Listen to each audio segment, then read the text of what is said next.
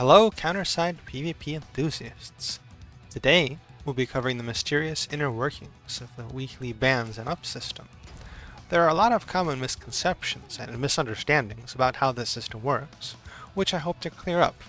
Also, understanding it can help you predict future bans, at least to some extent. With that info, you can decide whether to pull for or invest in certain units, plan ahead for what kind of teams you might be able to build, and what sort of teams you might be facing in the coming weeks. Now, we all know that a banned unit has its cost increased by 1 per ban level. Also, making a banned unit the leader will not reduce its cost by 1, as it does for unbanned or upped units. However, when a rearmed unit with a leader skill is set as leader, the leader skill will still work. That's probably never going to be useful information for anyone except for newer players who may be forced to run banned rearmed units due to a lack of other options. Something more relevant and less understood is that banned units also get permanent debuffs. Specifically, at ban 1 they receive minus 10% attack speed, minus 10% skill haste, minus 10% group 2 damage res, and minus 10% group 2 damage bonus. This means that unless they're way too strong, even ban level 1 is going to make most units a bad choice, as long as you have other options for that role. Each ban level after 1 gives an extra 5% penalty to all of those stats. Up units actually receive a 10% buff for all those stats, making most up units pretty viable even at level 100. As long as they can fit into your team.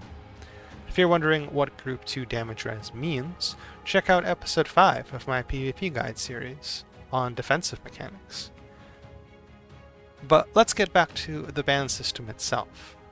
Back in February of 2023, the global server merged with the JP server of the game, as did the Discord servers. One of the unexpected benefits of this merge was that there had previously been a developer post in the JP version which explained how the ban system works in detail. And so, once the JP players joined our community, they also shared what they knew about the system with us. Here is a post on the official Discord which helpfully explains most of the mysteries of the system. I'll have a screenshot pinned in the comments in case you want to check it later.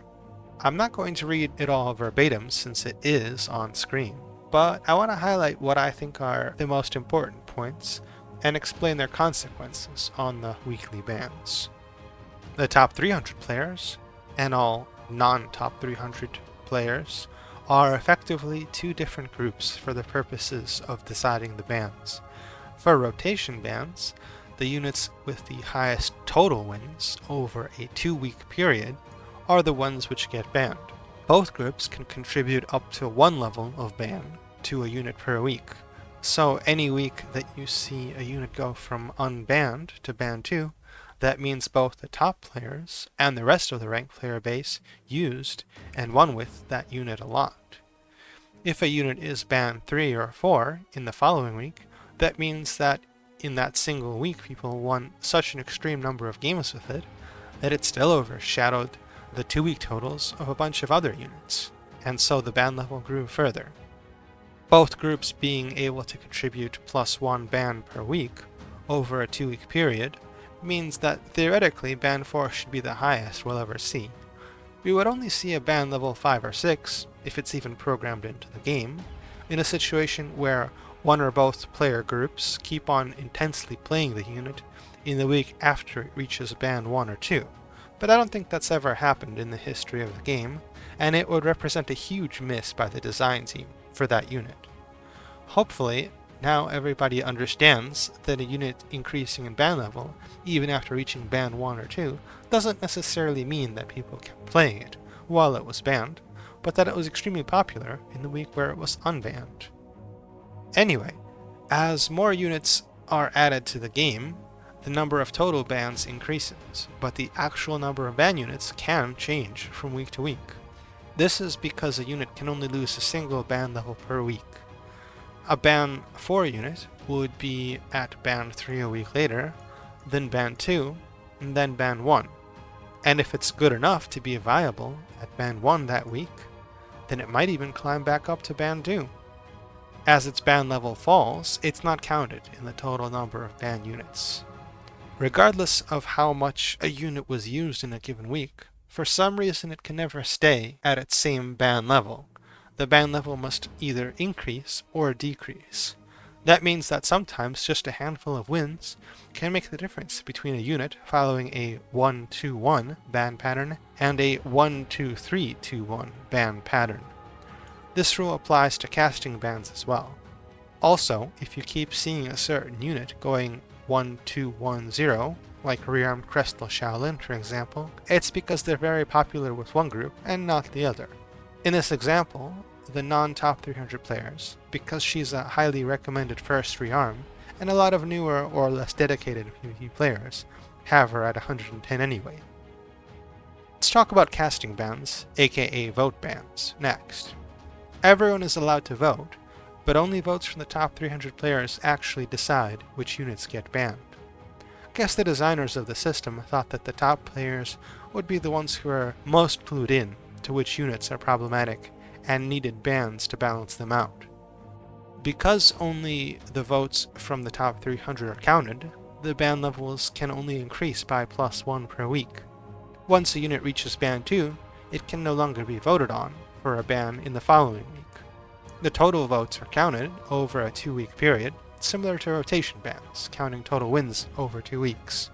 So what usually happens for commonly banned units is that after they're free for a week, in the next week they'll be mass voted and pick up a ban level, then voted on again and reach ban level 2, no longer be available for voting and fall to ban 1, and then only have a single week to get enough vote bans to either go back to ban 2 or else become unbanned. That's why some of the most oppressive and commonly vote banned units like Awakened Amy, Awakened Horizon, and Rearmed Titan follow a 1-2-1-0 ban schedule and can be played unbanned about 1 week out of every month. Ship bans follow the same rules as unit bans, except only the top 300 group is looked at for both rotation and casting bans. As a result, a ship ban level never goes up by more than 1 per week, and never goes over ban 2. Most popular ships follow a 1-2-1-0 pattern, with other decent ships only hitting ban 1 before becoming unbanned again. If you never see a ship being banned, it's probably not a great PvP ship, or it's only used for a niche team. Also, this is a good time to point out that casting and rotation bans don't stack. The higher ban level is used and the other one is ignored. And that's about it. Hopefully this clears up how the ban system works and helps you plan better for future weeks, as well as decide whether running banned or up units is worth it for a given week. My next guide will cover PvP ships, their abilities, and the kind of team compositions that usually go with them. Get subscribed if you want to be notified when that comes out. If you like this video, feel free to check out my PvP guide playlist or one of my other guides. And if you see anybody start spouting off about how crazy it is that a unit is still banned 2 after being banned 3 in the previous week, you can send them here. Thanks for watching.